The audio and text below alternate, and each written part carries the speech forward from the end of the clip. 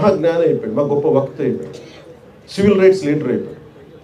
అట్లాగా డిక్షనరీ చాలా చాలా కీలకం. సో డిక్షనరీస్ మీరు చదవండి. ఎందుకంటే మీకు నేను ఇవ్వగలిగేది నిజంగా మన చేతిని చాలాసార్లు అనుకుంటాను, నా పిల్లలు కూడా ఇదే చెప్తాను, రీడింగ్ మీరు ఒక అలవాటు చేసుకోండి. పుస్తక పఠనం అనేది నెక్స్ట్ జనరేషన్కి కానీ ఈ జనరేషన్కి కానీ. ఎంతసేపు టీవీలు చూస్తాం, ఎంతసేపు ట్విట్టర్ మీద ఉంటాం, ఎంతసేపు సోషల్ మీడియా చూస్తాం. నిజంగా కనుక మన పుస్తకాలు చదివితే మనకు వచ్చే జ్ఞానం వేరు, పోరాటం చేసే శక్తి వేరు ఉంటుంది. నేను చాలాసార్లు కుంగిపోయినప్పుడు ఒక శేషేంద్ర నాకు ఉత్సాహాన్ని ఇచ్చాడు, గుంటూరు శేషేంద్ర.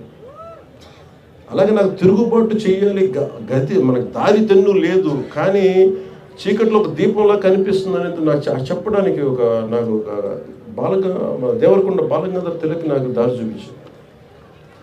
వాళ్ళు ఎవరు నా దగ్గర ప్రత్యక్షంగా ఎవరు లేరు, కానీ వారి మాటలు నాకు గైడెన్స్ ఇచ్చింది. అందుకని మీకు ప్రతిదీ ఈ కనిపిస్తున్న ప్రతి పుస్తకం అది మీకు ఒక సంపద, అది మీకు ధైర్యం ఇచ్చేది. అందుకని ఆ ధైర్యాన్ని మీరు సంపాదించుకోమని. ఎందుకంటే నేను ఒక్కడిని చేసే పోరాటం కాదు, మీలాంటి యువకులు, పెద్దవాళ్ళందరూ కూడా మనం కూర్చొని ఎవరైతే తెలుగు భాషా శాస్త్రవేత్తలు ఉన్నారో, అధ్యాపకులు ఉన్నారో, తెలుగు పండితులు ఉన్నారో, ముందుగా మనం చేసిన సరిగ్గా నేర్చుకున్నందుకు వారి కాళ్ళకి నమస్కారం పెట్టాలి. ఎందుకంటే మీరు ఎంత కష్టపడితే డబ్బులు ఉండవు దాంట్లో.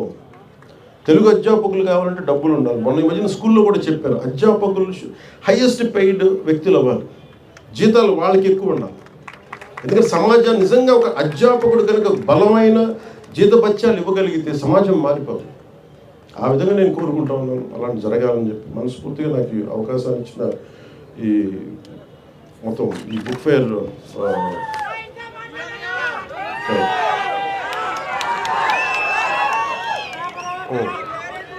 అంటే చిరిగిన చొక్కా అయినా దుడుకో కానీ ఒక మంచి పుస్తకం కొనుక్కోవాలి. ఈ వీరేశలింగం పంతులు గారు చొక్కా చినిగిపోయిన పర్లేదు, కానీ మంచి పుస్తకం ఉండాలి. అలాగే మనకి పుస్తకాలు లేకుండా నేను రోడ్డు మీదకి బయటికి రాను. ఇప్పుడు నేను చాలాసార్లు వెళ్ళినప్పుడు నాకు భయం వచ్చేసి పుస్తకాలు పక్కన లేకపోతే ఏదో కోల్పోయినట్టు. నేను కోట్లు వదిలేసుకున్నాను, కోట్లు డబ్బులు ఇవ్వలేదు, నాకు కోట్లు పోగొట్టుకున్నాను, కోట్లు ఇచ్చేసాను, కానీ పుస్తకాలు నా పక్కన ఉన్నంత కాలం నాకు ఎప్పటిలా ఉంటుందంటే నన్ను ఒక అంగరక్షకుల్లో కాపాడుతాయి. ఎంత ధైర్యం ఉంటుందంటే, నా జీవితంలో మొట్టమొదటిసారి మా వదిన గారిని అడిగేవాడు, నాకు కొంచెం అంటే నాకు పాకెట్ మనీ కావాలంటే నాకు పెద్ద వేరే అలవాటు లేదు, ఊరు పుస్తకాలు చదవడం అలవాటు. ఆ పుస్తకాల కోసం వెళ్ళి మా వదిన ఏదో అడిగితే కూర్చోబెట్టి ఏదో డబ్బులు ఇచ్చేది. ఆ డబ్బులు చూడడం పరిగెత్తికి బుక్ షాప్కి వెళ్ళి బుక్స్ కొనుక్కొని అవన్నీ కలెక్ట్ చేసుకున్నాయి. సరిపోయేగా, నాకున్న కోరిక సరిపోయేగా. నేను చాలాసార్లు ఒక తొలి ప్రేమకి కొంత డబ్బు వచ్చింది,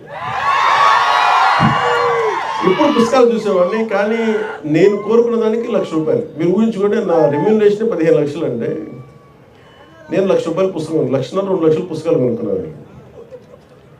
అంటే వెళ్ళి పుస్తకాలు కొనుక్కున్న ఆ బుక్ షాప్లోకి వెళ్తే ఎంత అనిపించిందంటే, నేను ఏదో మొత్తం